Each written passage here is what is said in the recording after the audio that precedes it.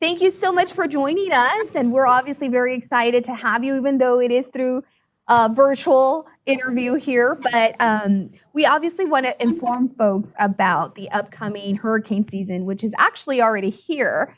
And so we wanted to get a little more information from you and the National Weather Service as to how people can prepare for the season that we have ahead of us. So what can folks do right now to prepare for hurricane season 2020? So first, I want to thank you, Mary, for having the Weather Service again this year. Even though we're doing this virtually, it still works. The message is still the same. So what people should do is prepare as if this were the season that the Rio Grande Valley and McAllen in specific is going to get struck by a storm. We never want to let our guard down, despite what a forecast may be or not be. I like to say it only takes one, or better, hashtag it only takes one. So remember that first and foremost. No matter what you hear on the forecast, that's the message of the day. And so what does that mean for people to get ready? Number one, you need to check all of your plans, okay? So do you have an evacuation plan, and you may need to execute it? What does that mean? It means going to a family or a friend or a location outside of the impact zone. And now is the time to check if that plan still holds. So a few things. One, if it's a family or a friend, can they house you and your family for perhaps a week or 2 weeks or longer?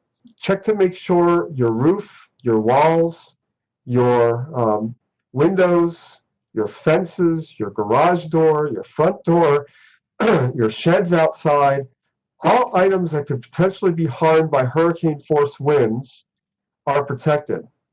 If you're in a flood zone, then you need to do what you can to protect your home from flooding. And there are ways to do that. They call them dry flood proofing or wet flood proofing. And I'll give you some websites at the end of this to help you along your way. Why is this important? It's important because if you build up your resiliency, you reduce your risk at your property from getting severe damage. It's amazing what a little bit can do to go a long way to protect your, basically your domicile. In addition to that, whether you stay or you go, you need to make sure that you have enough items to withstand the time that you're going to stay or the time you're going to go. So if you're headed out on the road, you don't need to take the whole house with you. You just need to take enough for 2-3 days to get from A to B. Mm-hmm. So that would be food and water and things like flashlights and what have you. Once you're at point B, you should be out of harm's way. But there are some semi-permanent things you need to have with you when you go, and that's things like the deed to your house, or any insurance papers for mortgage or rent, or prescription drugs. I mean, these are really important because you may need to refill them. And if you can refill them, do that before you travel. Obviously, enough food to get from A to B, which isn't going to be all that much.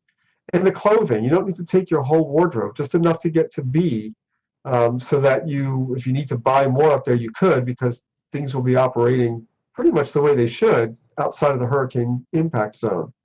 So, you know, make sure you have all that ready. Of course, make sure that your pets can go with you.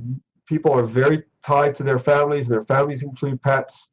So make sure all of them can evacuate with you or stay with you. So the protection is really key. If you're at home, you want to make sure you have your home supply kits ready. So in addition to hardening your home, you need to build your supplies of water, non-perishable food such as canned goods and dry goods. You want to have a good supply of batteries for flashlights.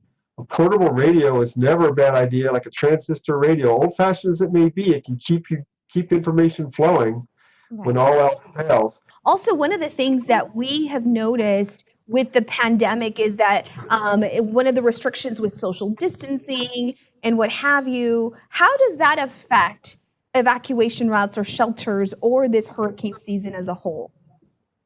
So this is where the emergency management community, whether it's a city community, a county, or a state, is working right now to evaluate how their plans will evolve. They're working with the private and public sector to do that. That includes the hotel chains. It also includes the American Red Cross. And those plans are still being worked today so that they're ready for the peak of the season, which is August and September, as far as Texas is concerned. So keep tabs of information coming from the emergency management community, as well as coming from your local broadcast media, whether you're looking at the city media here or you're looking at the broadcast stations that we all have here in the Valley, both English and Spanish. You know, this is supposed to be a very busy storm season, above normal, if you will. Why is that? So the forecast is for 13 to 19 named storms, 6 to 10 hurricanes, and 3 to 6 majors, or 111 mile per hour wind or greater. So that's just the baseline of that. So there's multiple reasons for that. I'll try to go over them quickly and as simply as I can. So first is an overarching, I call it the 800-pound gorilla in the room, which is known as the Atlantic Multidecadal Oscillation. That's a mouthful. So I'm going to shorten that to AMO.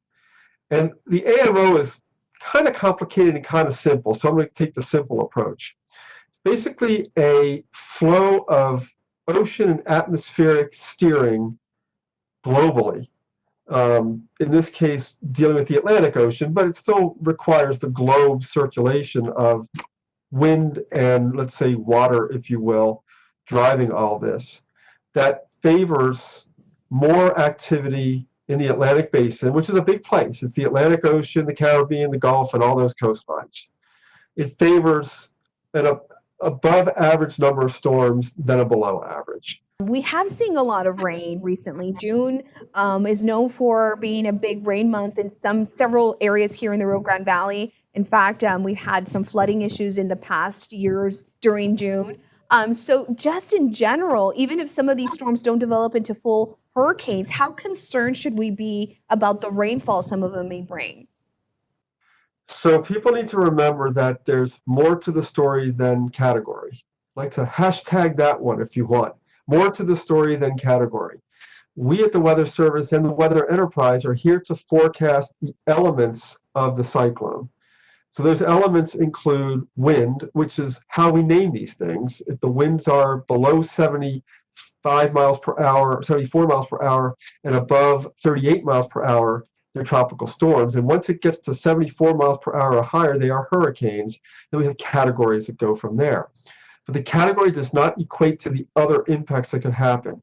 For the coast, storm surge, flooding, which is also water. And you can have a category 1 that may have originally been a category 5, or a large storm lasting a while that could produce 10, 15 feet of storm surge, which means 5 to 10 or 11 feet above the ground, which is above most people's head. Doesn't require a category 5 to do that. More importantly here for the Rio Grande Valley, though, is it doesn't require a category anything to produce hundreds of millions of dollars from rainfall flooding. All it takes is available tropical moisture to seed the atmosphere and something in the atmosphere to lift it into thunderstorm clusters. And if those thunderstorm clusters don't move very fast, it can rain really hard, really fast. So in June 2018, for example, not only in Mission McAllen, where we had rainfall rates of 2 to 3 inches per hour for 3 hours on June 21st, the day before in Weslaco and Mercedes, we had nearly 5 inches per hour for 3 hours. There's not much drainage, not many drainage systems anywhere in this country that are going to handle that kind of rainfall rate for that long. We saw this with Harvey in the Houston-Galveston area. To get ready for all this, there's a couple of great websites. I mentioned earlier about building your resilience to reduce your personal, your community, your family risk. Go to hurricanestrong.org. That's hurricanestrong.org. There you will find all the typical preparedness information that we touched on earlier, but also there are numerous videos that will show you what you can do fairly inexpensively to build your resilience at your home, or harden your home, make it hurricane strong, from both wind and from flooding. And the good news is those little videos are both in English and in Spanish. And they're short, they're 2 to 5 minutes long, and it's do-it-yourself type things, but boy, what a help that will be for people in June and July, before the peak of the season, to build that resiliency. So hurricanestrong.org. Another site to get all your preparedness information, which includes determining your risks, but also building your supplies, checking your evacuation plan, all your kits for staying or going, where to find information that's really helpful and trusted. That website is hurricanes.gov/prepare. That's hurricanes.gov/prepare. Finally, I want to mention one more thing we haven't discussed here, but there is still time. Flood insurance. We talked about rainfall. We talked about how concerned should we be about rainfall? Well, obviously, last June and June 2018 showed us very concerned. That's our number one threat here when it comes to weather. Outside of things like heat and drought, rainfall is really a problem with the drainage geographically and developmentally here. So flood insurance will really help your peace of mind. For most people in the valley, you'll live in an area called the preferred risk zone. Now, folks will tell you that if you are buying a house or renting, that if you're not in the 100 or 500 zone, you don't need insurance. Well, technically that's true, but what we found with the June flood events was that the majority of people that suffered very, very high damages were uninsured and were in preferred risk zones. Again, the websites will be available and all season long. Within our website, there's also a tropical page where the forecast information will be. With that said, Barry, I just want to thank you so much for taking the time and speaking to us about hurricane preparedness, a topic that obviously here in the Valley is very important because we do get a lot of rain and we're right on the coast. So thank you so much for your time. Thanks, Mary. Appreciate it. Thank you, and stay safe, everybody.